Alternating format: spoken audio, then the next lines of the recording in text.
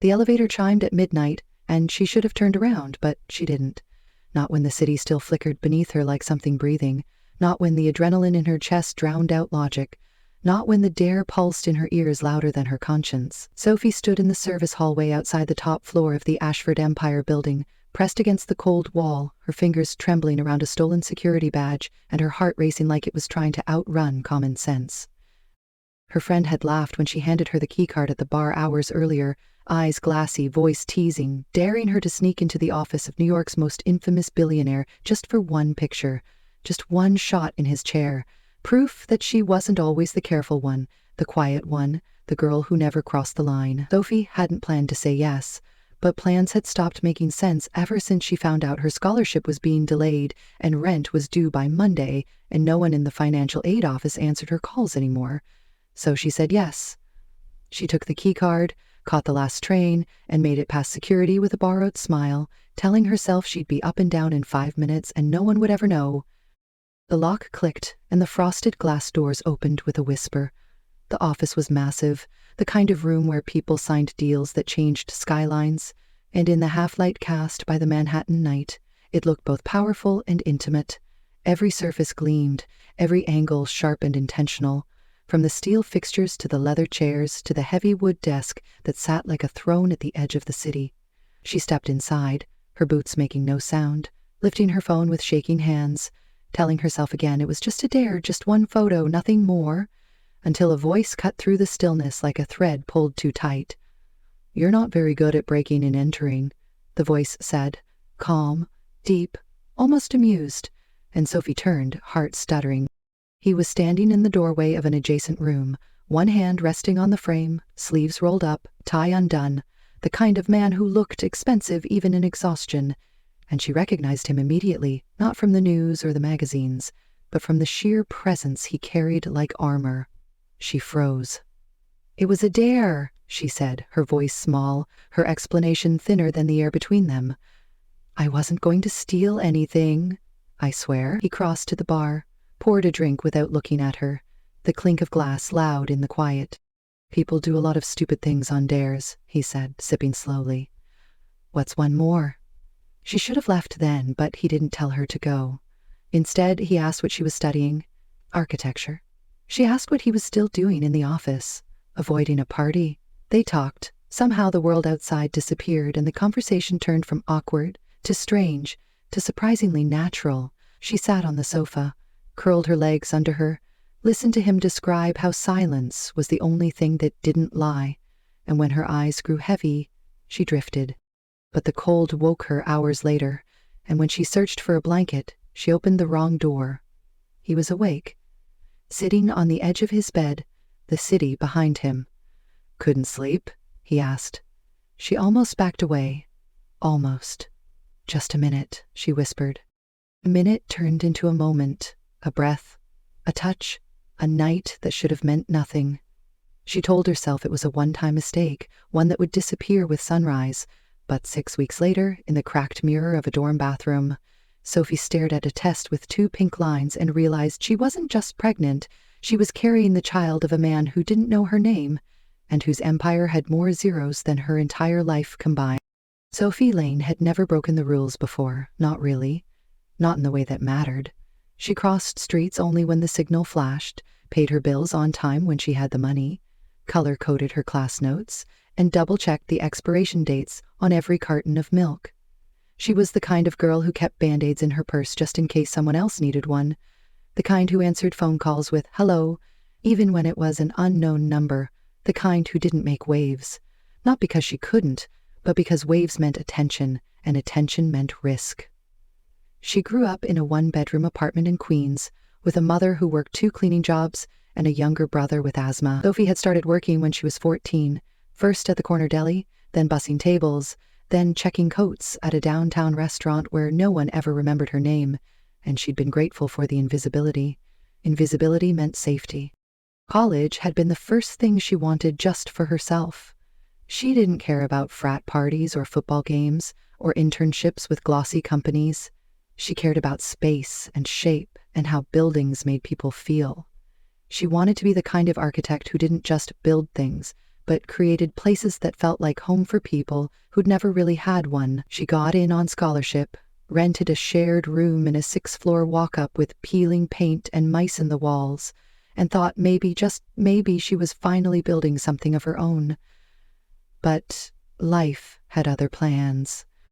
By the time she stepped into the Ashford building that night, Sophie had 3 unpaid library fines, 2 overdue essays, and 1 very clear understanding that no one was coming to save her.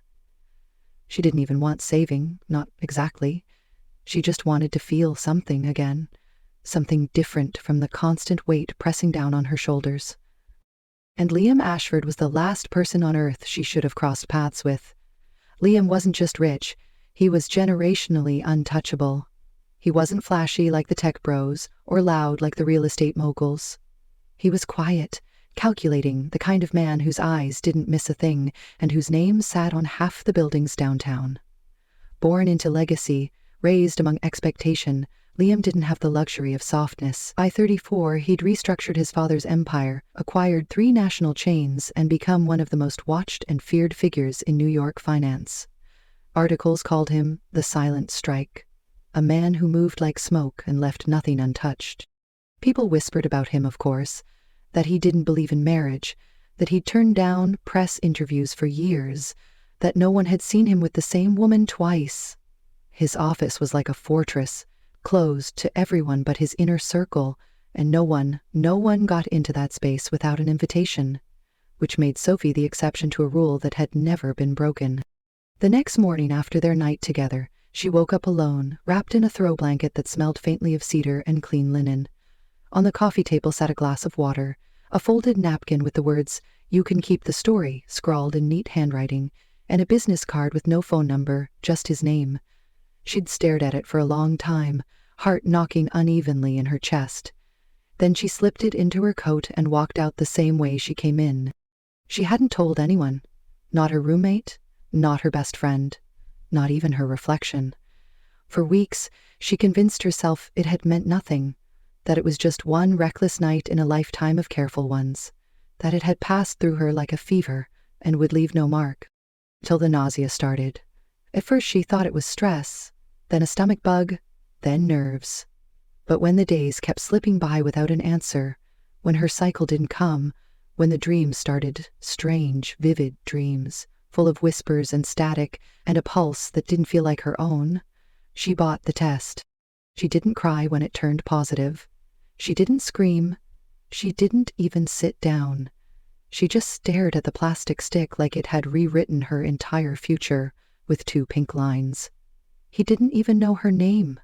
She didn't know his phone number, and yet somewhere in the middle of all this steel and glass, all this luck and legacy, Sophie Lane now carried the one thing Liam Ashford never planned for: his baby. The first time Sophie saw Liam Ashford after that night, her hands were shaking so badly she had to grip the strap of her tote bag just to keep them still, the bag itself digging into her shoulder like a reminder that she didn't belong here, not in a place with gold-trimmed elevators and marble floors that reflected her scuffed sneakers like a cruel joke. She hadn't planned to come, hadn't wanted to come, but 6 weeks of silence and a test that changed everything had left her with no choice, because this wasn't just about her anymore. And as much as she wanted to pretend she could handle it alone, she knew she couldn't. Not entirely. She had rehearsed what to say a dozen times, every version of the truth, from clinical to desperate, but none of it prepared her for the moment the receptionist glanced up from her desk, took in Sophie's anxious expression, and said without blinking, "Mr. Ashford is in, you can go up." Like this happened every day, like girls like her walked into his life with trembling hearts and news that broke futures clean in half. The elevator to the top floor opened directly into his office, just like last time, but this time the space felt colder, more distant, more guarded somehow, like the walls themselves had shifted in his absence. He was standing by the window, back turned, the skyline blazing behind him in shades of steel and fire. He didn't move when she stepped out. He didn't speak until she cleared her throat. "Liam," she said, and the name felt strange in her mouth, too familiar and too foreign at once. He turned slowly, and for a moment, neither of them said a word. She couldn't read his expression. He wasn't angry, he wasn't surprised. He was unreadable in the way only a man who had mastered silence could be. "You're not here for another dare," he said, more statement than question. "No," she said softly. "I'm here because I have something to tell you." And then she said it, not with drama or tears or some sweeping declaration, just plain and clear and quiet, the way truth sometimes is when it's too big to dress up. "I'm pregnant. It's yours." He didn't blink, didn't flinch. For a second, she wondered if he'd heard her at all. Then he set down the glass in his hand, walked toward the desk, and sat. "How far along?" "6 weeks," she said, "since that night." Still no reaction, just a nod. "Have you told anyone?" She shook her head. "Not yet." "Do you want anything from me?" The question hit like a slap, sharp and impersonal, but she understood it, understood the shield behind it, the need to define terms before emotions ruined everything. "I don't want money," she said quickly. "I'm not here for that." He looked up then, really looked, and something in his gaze flickered. "Then what are you here for?" Sophie hesitated. "I don't know. I just thought you deserved to know, that's all."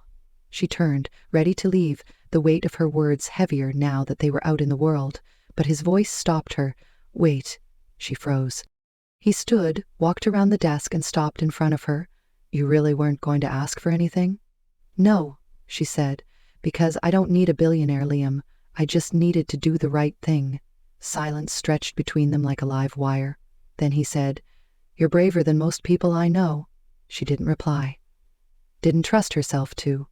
"Let me take care of things," he said after a beat, and she almost laughed. "Take care of things?" she echoed. "Like it's a press release or a broken contract." He exhaled. "I'm not good at this." "What, feelings?" she said before she could stop herself.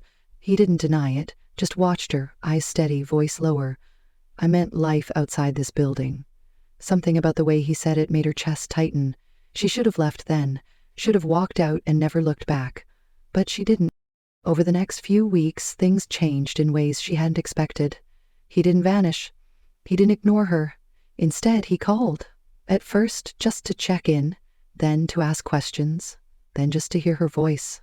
He sent her vitamins and fresh groceries when he learned she was still living in that cramped apartment with 2 roommates and a shared bathroom. When she refused his money, he sent books instead, on pregnancy, parenting, architecture even. She didn't know what he was doing, whether it was guilt or something deeper, but slowly, almost imperceptibly, they started talking again. Not just about the baby, but about each other. He asked about her childhood. She asked about his mother, the one name that made him go quiet. She found out he hadn't celebrated his birthday in 10 years. He learned she had a fear of drowning after falling into a pool as a kid. The more they talked, the more she saw behind the armor. He wasn't just powerful, he was lonely. And she wasn't just poor, she was surviving. One afternoon, he invited her to lunch. Not a formal thing, just something quiet in his private dining room upstairs.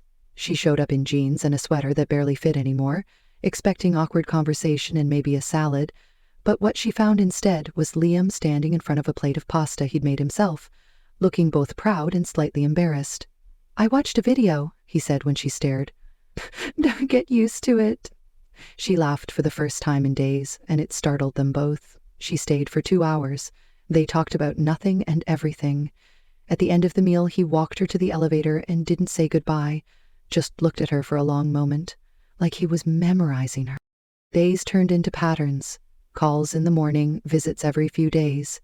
The city outside didn't stop, but inside the strange orbit they had created, things started to feel almost real.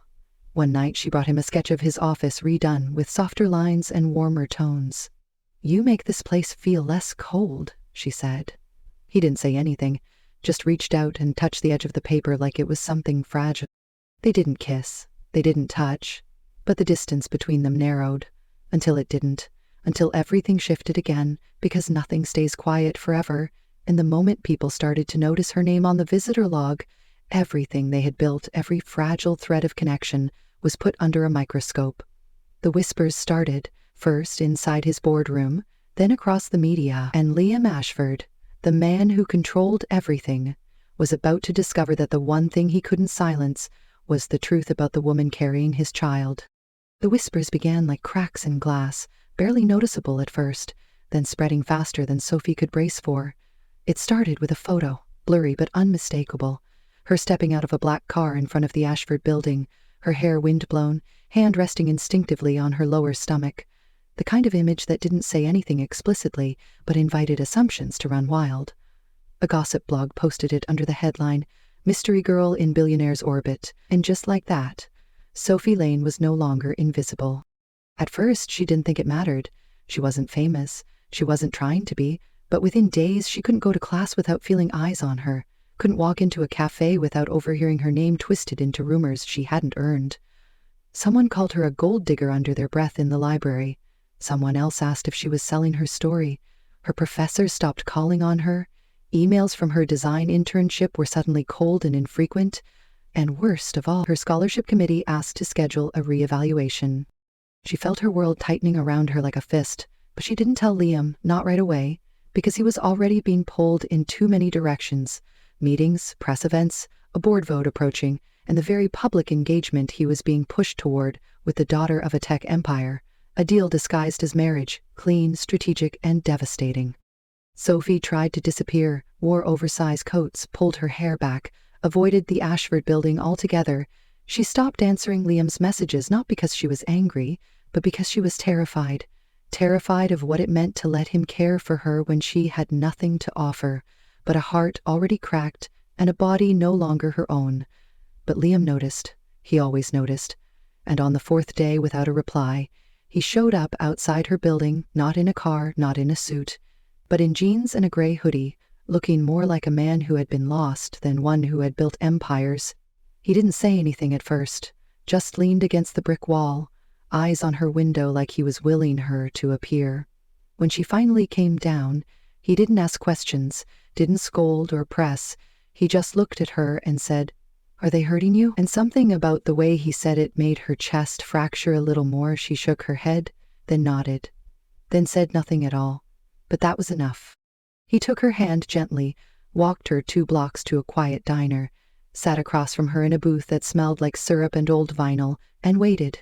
She told him everything then, about the whispers, the looks, the loss of her internship, the scholarship hearing, and the hollow feeling that came from being judged by people who didn't know her name last month.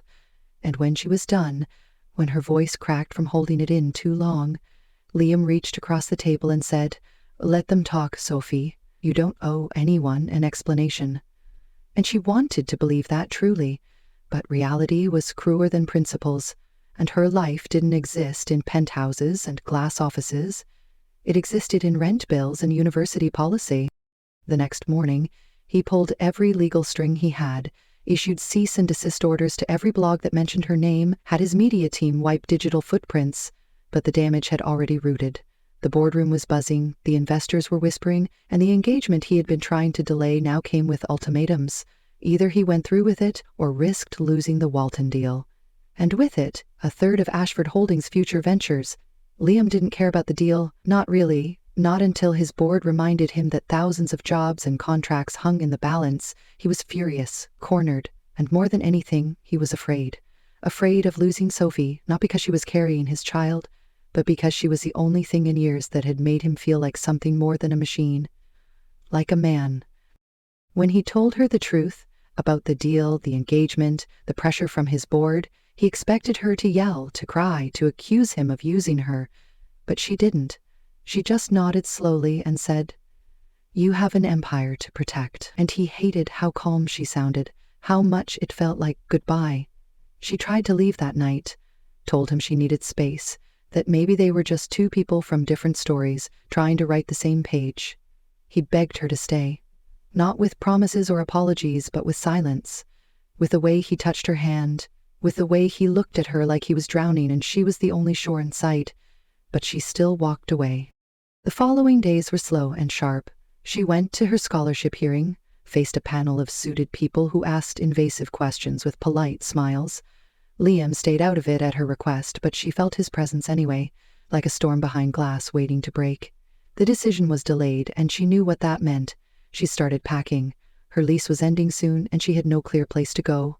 She thought about moving back to Queens, to her mother's apartment, to a room that wasn't hers anymore.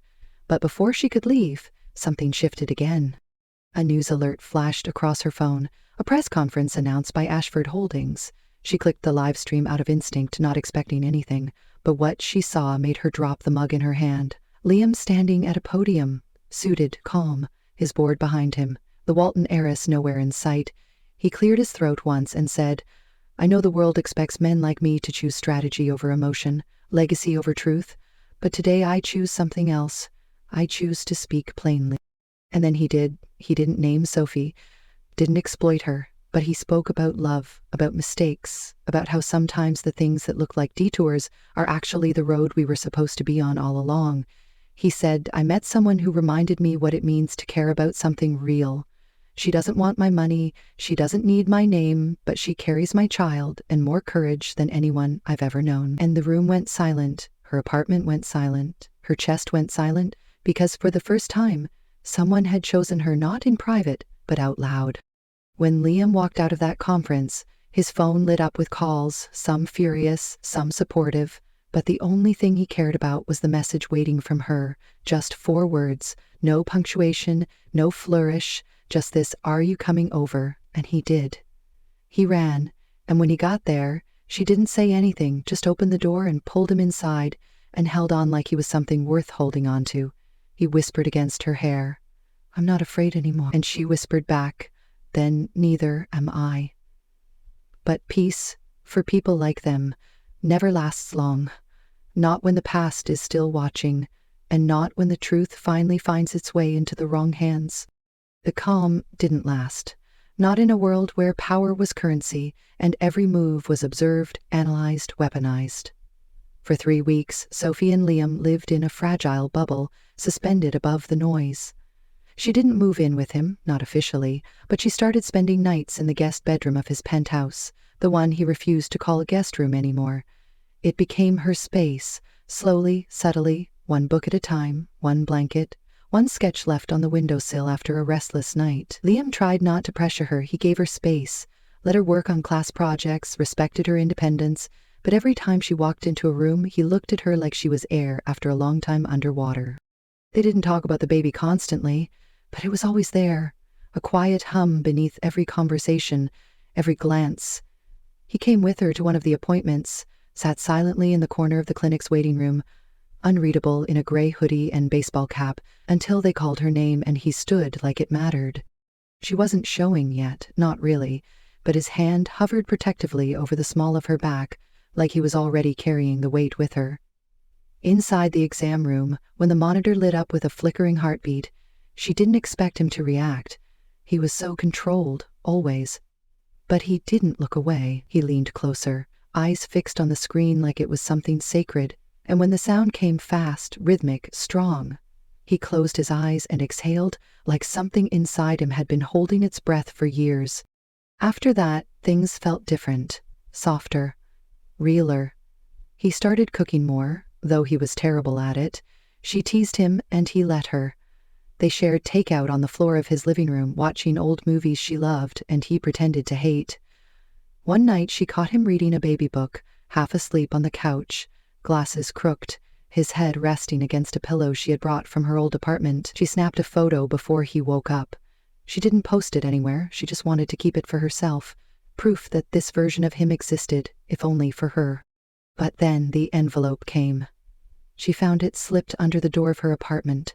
No name, no return address, just thick cream paper folded over a single glossy photograph. It was her, stepping out of Liam's building, one hand again resting on her belly, hair loose, face turned slightly down. The photo wasn't threatening on its own, but the note was. "You're not fooling anyone. He always trades up." Sophie stared at the words for a long time, hands trembling, jaw clenched. Her stomach twisted, not just with nausea, but with fear. Someone was watching her. Someone knew. She didn't tell Liam right away, not that night, not the next, but he noticed the shift, the way she pulled away from his touch, the way her laughter faded at the edges, the way she looked over her shoulder when they walked outside. He asked once, "What's wrong?" and she said nothing. He didn't press, but he watched and waited until one night, as they sat quietly in the kitchen, eating Chinese takeout out of cartons, she finally said, "Someone sent me a picture." Liam set down his chopsticks slowly. What kind of picture? She slid the envelope across the table. He opened it, read the note, studied the image for a long time, his face unreadable. Then he said, "It's starting." Sophie looked up. "What's starting?" "The whispers. The digging. They do this every time I get close to someone." His voice was calm, but she could see the tension in his jaw, the way he held the paper too tightly. "I've been preparing for it. I just didn't think it would come this soon." "Who are they?" she asked quietly. He looked at her then, really looked. "People who benefit from me being alone." The next morning, her name appeared on a tabloid blog. No headline, no proof, just a picture and a caption that read, "Mystery girl caught sneaking out of Ashford Tower. Scandal or surrogate?" The article didn't use her full name, but it didn't have to. By lunchtime, her classmates were texting her. By dinner, her professor called to discuss academic standing. Liam's team worked fast, pulled the article down, threatened lawsuits, buried search results, but the damage was done. Her scholarship committee called again. She didn't answer. Her mother texted, "Are you okay?" She didn't reply. She stopped going to class, stopped drawing, stopped sleeping.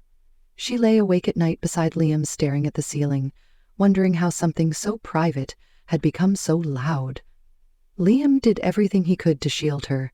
He tightened security, blocked reporters, banned staff from speaking to media, but he couldn't protect her from the weight of being the girl in the photo. Then came the board meeting. Liam was called in for an emergency session. Investors were concerned.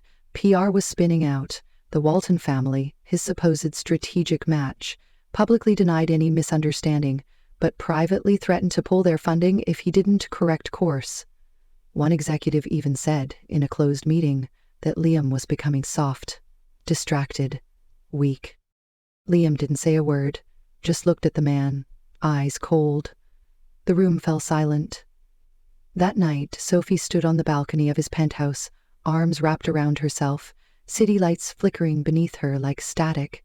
He stepped beside her, silent. She didn't turn to look at him. "You're losing everything you built," she said softly.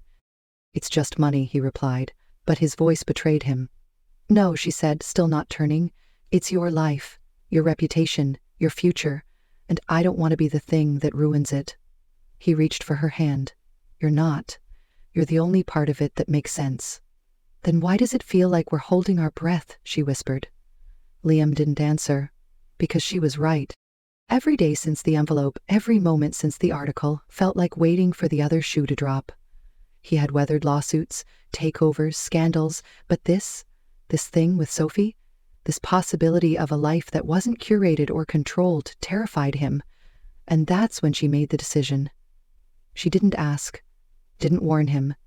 She packed a small bag, just a few essentials, a few pieces of clothing that still fit, and a printed sonogram folded into a book she hadn't finished reading. She left the apartment quietly early in the morning while Liam was still asleep. On the kitchen counter, she left a note written in pencil on the back of a delivery receipt. "I'm so sorry." When Liam woke up and found it, he didn't move at first. He just stared at the words like they didn't make sense, like they couldn't possibly be hers. Then something inside him cracked, not with anger, not even with grief, but with the kind of realization that rips the air from your lungs. She was gone. Not because she didn't love him, but because she did. Because loving him, in her eyes, meant letting him keep the life he had built without sacrificing it for someone like her. But Liam Ashford had made a career out of reclaiming what others said he couldn't have, and he wasn't done fighting yet, not for his empire, not for legacy, not even for his name, but for her. For the woman who slipped into his life like a mistake and turned it into the first thing that ever felt real. Liam didn't call his driver. He didn't call his assistant. He didn't even change clothes. He walked out of the penthouse in nothing but a black t-shirt, gray sweats, and the kind of stillness that felt more dangerous than rage. His security team spotted him by the lobby doors, eyes wide, asking if something was wrong, but he didn't stop walking. What could they do? Guard him from heartbreak? He drove himself across the city, down streets he hadn't touched in years, away from boardrooms and private elevators and curated penthouses, searching for someone who had disappeared without a map. He started with the places she mentioned in passing. The public library she loved for its quiet, the corner cafe with the almond croissants she always said she couldn't afford, but treated herself to once a month, the bookstore near her old apartment. Every door he opened came with a polite shake of the head. Sorry, haven't seen her. He went back to her old building, spoke to the landlord, who told him she had vacated early, left the keys under the mat, no forwarding address. She seemed tired, the landlord had said, but calm, like she'd already let go. Liam didn't eat, didn't sleep. He didn't go to meetings. He missed 2 investor calls, ignored 6 emails from legal, and let the press speculate about whether he had cracked under pressure. Let them. Let the world wonder what happened to the man who never made mistakes, never lost control, never broke formation. Because the truth was, he had made one mistake. He let her walk away. And then, on a rainy Thursday morning, a package arrived at his office. No return address, no signature. Inside was a silver necklace, the one he had given her. Nothing flashy, just a simple chain with a tiny star, a piece he had picked out quietly from a local artisan shop, something he thought she could wear without feeling owned. Beneath it, folded carefully, was a note. This was yours before me. It shouldn't remind you of pain. His breath caught. For the first time in years, he sat down slowly, not because of exhaustion, but because his knees couldn't quite hold the weight of emotion sitting in his chest. He stared at the necklace, fingers brushing the charm, and realized something he had avoided admitting all this time. He hadn't been afraid of love. He had been afraid of needing someone more than they needed him. But Sophie hadn't asked for anything. She had given everything, and when it got hard, she chose to protect him instead of fight for herself. That night he walked into his office, past the floor-to-ceiling glass, past his assistant's worried glances, and said 3 words. Cancel everything indefinitely. She looked up. Are you stepping down? He didn't answer right away, just picked up the necklace, slipped it into his pocket, and said, No, I'm stepping into something I should have chosen a long time ago. A week later, in a small coastal town in Maine, Sophie Lane sat on the porch of her aunt's house, a book in her lap she hadn't really read, her body heavier now, not just from pregnancy but from absence, from silence, from the ache of what she had chosen to leave behind. The air smelled like sea salt and pine, and the wind carried whispers through the trees, the kind of stillness that usually soothed her but now only made her feel more alone. She hadn't heard from Liam. She hadn't expected to, but she still checked her phone every night. That afternoon, a black car pulled into the gravel driveway. She didn't move, not until she saw him. He stepped out slowly, no suit, no entourage, just Liam, looking exhausted and real and completely out of place in a driveway full of wet leaves and scattered pine cones. His eyes found hers instantly, like a compass finally settling on north. She stood without knowing how. Her hands trembled, but not from fear. She walked to the edge of the porch. He walked the rest of the way. How did you find me? She asked, voice barely above a whisper. You left your birthday marked on my calendar, he said softly, and I figured if you didn't want to be found, you wouldn't have done that. She laughed, just a little, the sound sharp with disbelief, warm with recognition. Her eyes brimmed. You gave everything up? He stepped closer. Not everything, just the things that never really mattered. She shook her head, tears spilling over now. Why are you here? He didn't hesitate. Because I loved you when you walked into my life by accident, he said, voice raw. And I love you more now that you walked away, knowing exactly who I am. She stared at him like she was trying to memorize him all over again. And maybe she was. Because this Liam, this version stripped of wealth and noise, was the only one she had ever wanted. I was never supposed to matter this much, she whispered. He smiled, slow and full of something broken and whole at once. You were never supposed to be a dare, he said, but you became my truth. The wind stirred her hair. The book in her hand slipped from her fingers and landed on the porch with a soft thud. Her voice trembled. What now? He reached for her hand. His fingers were cold, hers were warm. Now, he said, I stop pretending I know how to do this perfectly, and I start showing up anyway. She stepped into his arms without another word. He held her like she was the only thing worth holding, and this time she believed he wouldn't let go. That night she didn't fall asleep alone. He stayed. He made tea with too much sugar, read a chapter of her book aloud, stumbling over the French phrases, kissed her forehead when she curled into his side, and when she asked him, "Are you sure?" he answered with a breathless, "I've never been more sure of anything in my life." The next morning, the world kept spinning. The headlines shifted, the noise faded, but in the quiet of that small house, a new life was beginning, not just the one growing inside her, but the one between them, fragile and honest, finally real. They didn't need a wedding, yet, or a name for whatever they were. They just needed a chance, a choice.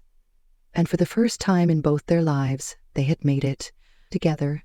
3 months later, the world had moved on. The articles were buried beneath newer scandals, the investors quieted once the numbers stabilized, and Ashford Holdings continued to grow, with Liam back at the helm, but different this time. He didn't explain his absence, didn't hold a press conference or offer rehearsed apologies. He simply returned, sharper in his decisions, steadier in his voice, and with something in his eyes that hadn't been there before, something softer, something human. Sophie didn't move into the penthouse right away. She still kept her own place, a small apartment with sunlight on the kitchen tiles and plants she was learning not to kill. She went back to her classes slowly, spoke to her professors, fought her way back into the design program. She didn't want to be a secret, and Liam never let her be one again. Wherever he went, she walked beside him. Charity events, quiet dinners. The occasional photographed moment outside his office building, hand in hand with no explanations offered. No apologies made. She no longer felt like someone who had stumbled into his world. She felt like someone who belonged there, not because she changed to fit it, but because he adjusted his world to make room for hers. Her baby bump grew, so did the weight of the life they were building, one without labels, without headlines, without the need to prove anything to anyone but each other. They didn't speak about marriage much, not because they didn't want it, but because what they had already felt deeper than ceremony.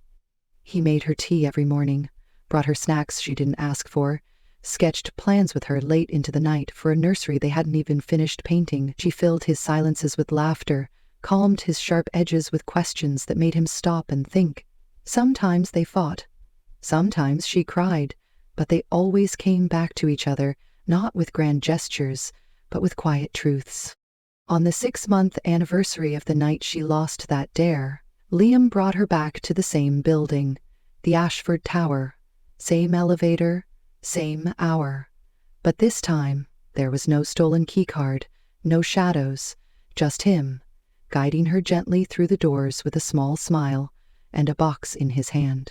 Inside the penthouse, everything looked familiar but warmer now.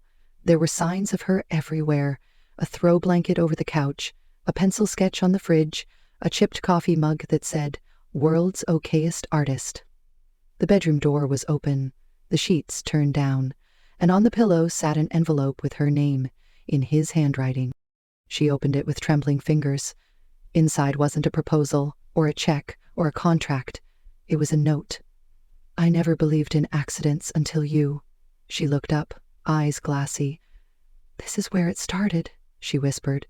Liam stepped behind her, arms sliding around her waist, his hands resting gently on the curve of her belly. "No," he said against her ear, voice low, steady. "This is where I began." They stood there for a long time, just breathing, just being.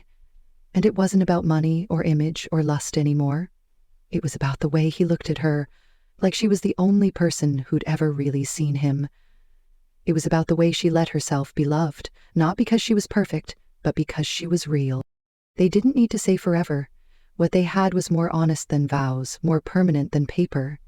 They had survived the noise. They had chosen each other when it wasn't convenient. And in a city built on ambition, on power, on empires made of steel and glass, they had built something else, a family. And as the night wrapped around them like a secret no longer hidden, Sophie whispered the words that started it all. "I still can't believe one stupid dare led me here." Liam smiled against her skin. Sometimes the wrong dare leads you to the right life. And this time, they both knew it was true.